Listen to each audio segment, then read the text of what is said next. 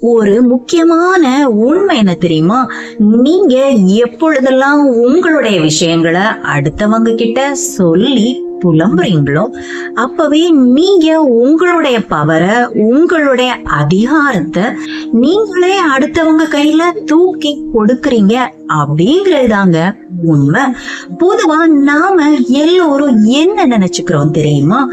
ஒரு இடத்துல யார் ஒருத்தர் ரொம்ப சத்தமா கத்தி பேசுறாங்களோ அவங்கதான் அதிகாரம் மிக்கவங்க அப்படின்னு தப்பா நினைச்சுக்கிறோம். ஆனா உண்மை அது இல்லைங்க.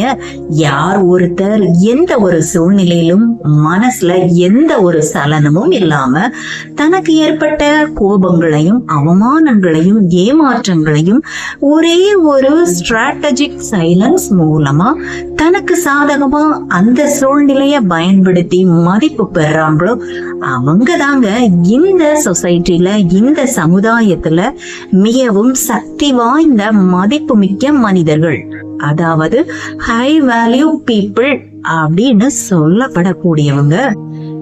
இந்த உலகத்துல தங்களை எல்லோரும் மதிக்கணும் அப்படின்னு நினைக்கிற யாருமே புலம்புறதே இல்லைங்க. அவங்க தங்களுக்கு ஏற்பட்ட அவமானங்களையும் துன்பங்களையும் ஏமாற்றங்களையும் கோபத்தையும் எப்படி நேர்த்தியா கையாண்டு தங்களுடைய அந்த புலம்பாத குணத்தினால சமுதாயத்துல அசைக்க முடியாத அசாத்திய மரியாதை எப்படித்தான் பெறாங்க அப்படிங்கறத தாங்க நாம இன்றைக்கு இந்த காணொளியில பார்க்க போறோம். அதனால கடைசி வரைக்கும் எதையும் மிஸ் பண்ணாம பாருங்க. ஏன்னா இந்த காணொளியின் முடிவுல நீங்க சமுதாயத்துல எப்படி ஒரு அசைக்க முடியாத மரியாதை பெறது அப்படிங்கறத நீங்க அறிஞ்சிருப்பீங்க. வணக்கம் நட்புகளே, இது கதை பாக்ஸ் தமிழ் சைக்காலஜி. நான் சுதா. பொதுவா இப்ப ஆபீஸ்ல ஒர்க் கொஞ்சம் ஜாஸ்தியா இருக்கு, அல்லது வீட்டுல நாம நினைச்சது மாதிரி ஏதாவது நடக்கல அப்படின்னு வச்சுக்குவோம். உடனே நாம என்ன பண்ணுவோம் தெரியுமா? அடுத்தவங்க கிட்ட என்னடா இது எனக்கு மட்டும் இப்படி தேடி தேடி நடக்குது, ஆபீஸ்ல அது சரியில்லை, கவர்மெண்ட் சரியில்லை, வீட்டுல இது சரியில்லை அப்படின்னு 1008 காரணங்களை அடுத்தவங்க கிட்ட சொல்லி புலம்பிக்கிட்டே இருப்போம். ஆனா உண்மை என்ன தெரியுமா? நீங்க இப்படி புலம்பும் போது உங்களுக்கு தற்காலிகமா ஒரு மன நிம்மதி, அமைதி கிடைச்சது மாதிரி ஒரு மாயை, அதாவது illusion of relief உருவாகும். ஆனா சைக்காலஜி என்ன சொல்லுது தெரியுமா? நீங்க அடுத்தவங்க கிட்ட இப்படி வாய் விட்டு புலம்பும் போது நான் இந்த சிச்சுவேஷன்ல சூழ்நிலையில மிகவும் பலவீனமா இருக்கிறேன், உங்களுக்கு சுய கட்டுப்பாடு இல்லை அப்படின்னு நீங்களே ஒப்புதல் வாக்கு மூலம் கொடுக்கறது மாதிரி ஆயிடும் அப்படின்னு சொல்லுதுங்க. இது ஒரு ஆபத்தான உளவியல் பொறி, அதாவது சைக்கலாஜிக்கல் ட்ராப். அப்படின்னா நீங்க எவ்வளவுக்கு எவ்வளவு அடுத்தவங்க கிட்ட சொல்லி புலம்புறீங்களோ அவ்வளவுக்கு அவ்வளவு நீங்க ஒரு விக்டிம், அதாவது பாதிக்கப்பட்ட நபர் அப்படிங்கிற எண்ணத்தை நாம நம்ம மூளையில ரொம்ப ஆழமா பதிய வைக்கிறோம். ஒரு பிரச்சனை வரும்போது நாம அத தீர்க்கிறதுக்கான வழிகளை தேடாம அத அடுத்தவங்க கிட்ட சொல்லி புலம்பிக்கிட்டே இருக்கும்போது நம்முடைய உள் மனசு மிகவும் பலவீனம் அடையும். அது மட்டுமல்ல, நாம மிகவும் வீக்கான ஒரு மனிதர் அப்படிங்கறத நாமளே மற்றவங்களுக்கு எடுத்து காட்டிடுவோம்.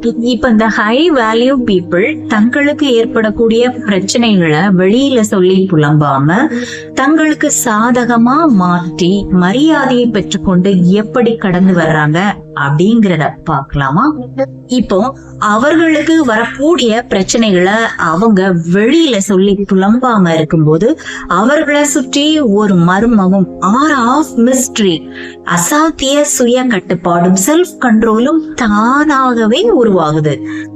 சமுதாயத்துல எப்பொழுதுமே சத்தமா பேசி தனக்கு ஏற்படக்கூடிய பிரச்சனைகளை வெளியில சொல்லி புலம்பிட்டே இருப்பாங்க பாருங்க.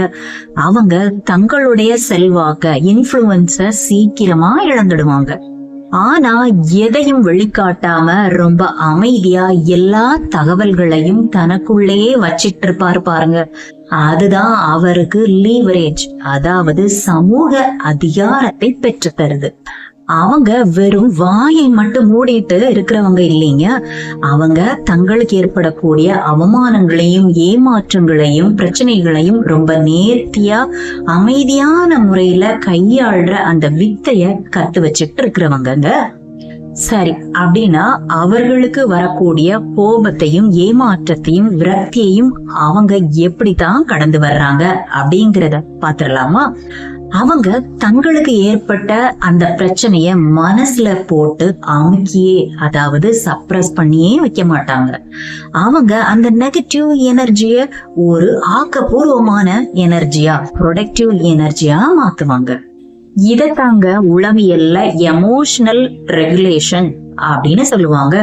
அதாவது உங்களுக்கு முன்னாடி ஒரு இரும்பு கேடயம் இருக்கிறது மாதிரி சமுதாயத்திலிருந்து வரக்கூடிய அவமானங்களும் அந்த குத்தல் பேச்சுக்களும் இந்த இரும்பு கேடயத்தை தாண்டி உங்களை ஒன்றும் செய்ய முடியாது அப்படிங்கிறதாங்க இதோட அர்த்தம்.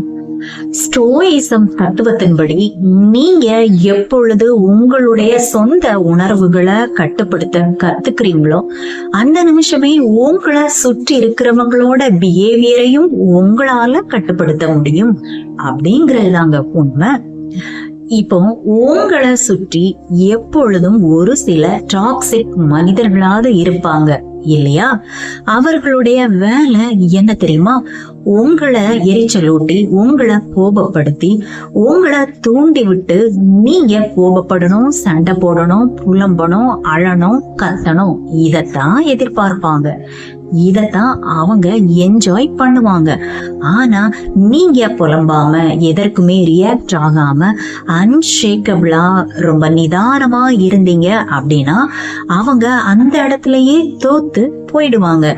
நீங்க உங்களை சுற்றி அசைக்க முடியாத ஒரு பவுண்டரிய ஒரு வார்த்தை கூட பேசாம ரொம்ப ஈஸியா அமைச்சுக்கலாம்.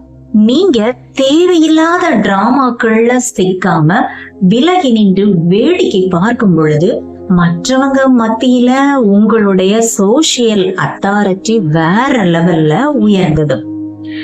இப்படி நீங்க உங்களுடைய எமோஷனல எப்பொழுதும் இல்லையா, அதாவது எமோஷனல் ஸ்டெபிலிட்டியா இருக்கும்போது இந்த சமூகம் உங்களை எப்படி பார்க்கும் தெரியுமா?